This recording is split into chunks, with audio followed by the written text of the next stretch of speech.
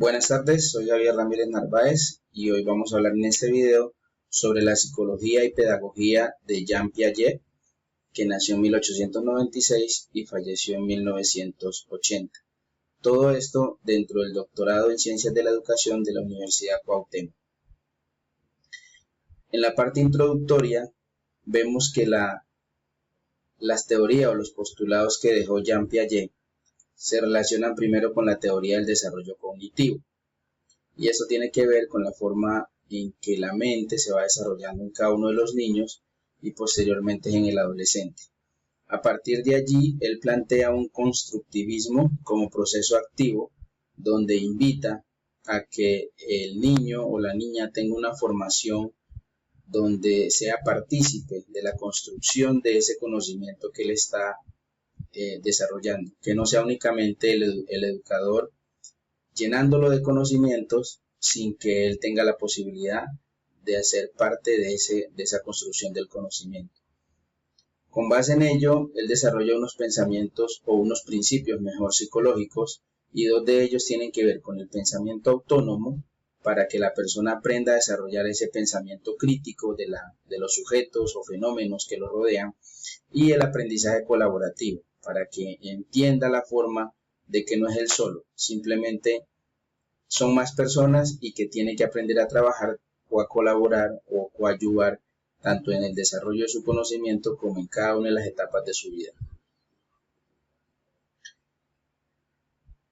En este sentido, en un capítulo de este libro, La psicología y pedagogía, nos habla del progreso de la psicología del niño y del adolescente. Y aquí inicialmente se plantea una problemática que es la psicología actual. Entonces, dentro de esa problemática que tiene que ver con la psicología actual, lanza una pregunta a Piaget y nos cuestiona sobre si el conocimiento debe transmitirse como copia de una realidad o debe reconstruirse activamente para el niño. Y la solución que él plantea es sencilla, tiene que ser de la segunda forma, es decir, una reconstrucción activa donde el niño o la niña sean partícipes o el adolescente tengan participación en el desarrollo del aprendizaje. Entonces, lo que él propone es que deben haber actividades, que deben haber descubrimientos nuevos y que deben haber reivindicaciones. Todo esto va a conllevar a un constructivismo y va a llevar a una participación del estudiante en su proceso de educación-aprendizaje. Otra situación que nos plantea en este capítulo tiene que ver con el desarrollo de las operaciones intelectuales, y esto aquí se relaciona con las etapas de vida del niño al adolescente.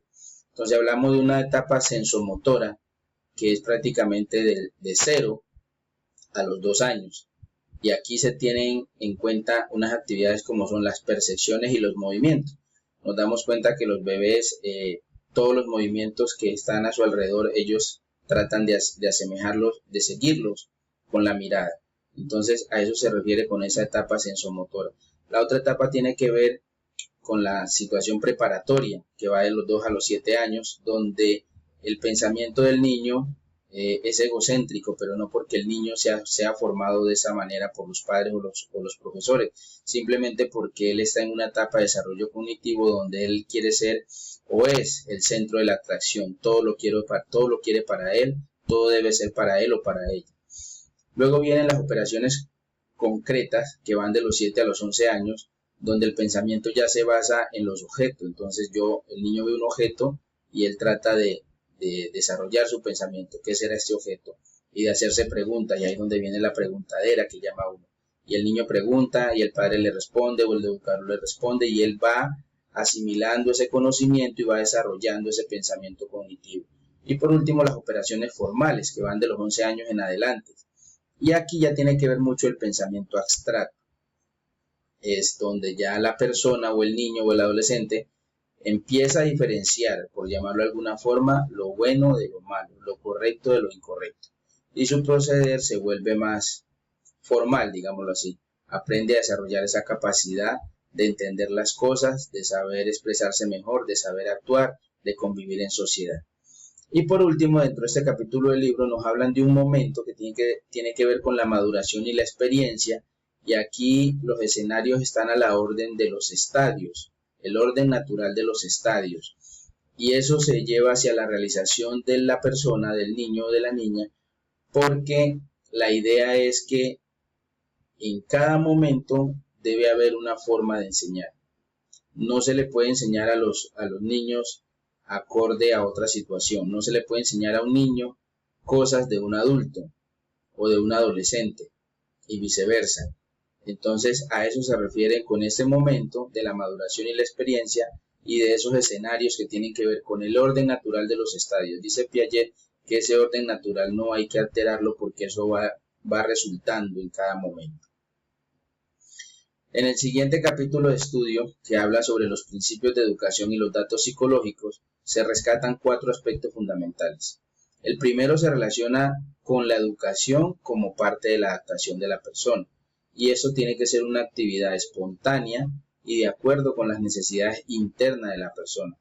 Entonces, aquí es donde viene, para el caso de Colombia, a resaltar el famoso PIAR, el Plan Individual de Ajustes Razonables, que algunos equivocadamente lo han tomado como que solamente es para personas que tienen alguna necesidad especial en su formación o tienen limitaciones motrices, etc. O es decir, personas con discapacidad.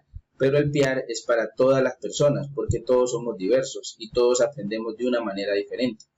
Entonces todos tenemos unas necesidades internas que las mías no son iguales a las de otros. Las de un niño no son iguales a las de otro. Y de allí viene la forma de esa educación como adaptación y de esas actividades espontáneas. Lo segundo que se rescata es la escuela tradicional, es decir, la autoridad del docente versus la educación activa.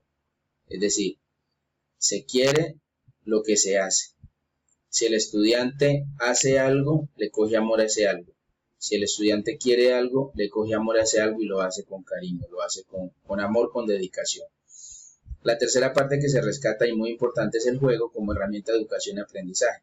Las actividades lúdicas han sido estudiadas en muchísimos contextos, en muchísimos escenarios y se ha concluido de que es importantísimo la actividad del juego como parte del aprendizaje, aprender jugando. Y por último, la lógica del niño versus la lógica del adulto. Y esto nos lleva a entender de que no se deben imponer razonamientos. Hay que volver a esa definición filosófica griega sobre pedagogía, ese paidos, llevar de la mano. El docente es un orientador, es llevar al estudiante de la mano, al niño, a la niña, y a medida que va avanzando, irlo direccionando hacia lo lógico, hacia lo correcto, ¿sí? Y no imponer cosas que él de pronto en su escasa edad no alcanza a entender y que se le van a dificultar más los procesos de educación y aprendizaje. Como conclusión, entonces, tenemos que en el primer capítulo relacionado con los progresos de la psicología del niño y el adolescente, hay que tener en cuenta básicamente 2 aspectos. El primero, la acción constructiva progresiva.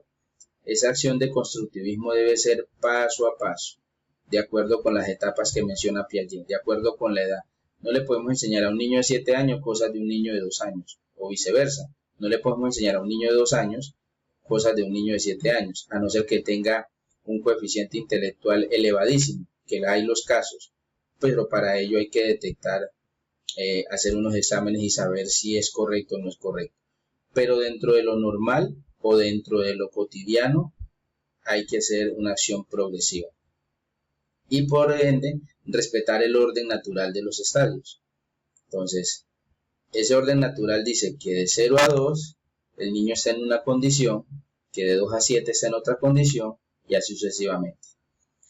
En el segundo capítulo relacionado con los principios de la educación y los datos psicológicos, se tienen en cuenta 3 cosas a manera de conclusión. Primero, la adaptación activa, es decir, que el niño participe, esté participando constantemente en la construcción del conocimiento que él está adquiriendo. Y para eso hay que involucrarlo en actividades, hay que involucrarlo en acciones, hay que involucrarlo en ejercicios.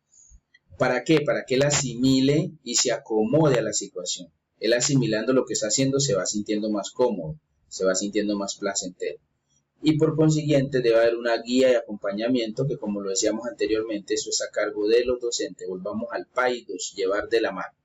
Entonces, con esto dejamos hasta aquí estos tics, digámoslo así, que ha dejado Jean Piaget desde su época que vivió y desde su amor por la pedagogía y el desarrollo cognitivo.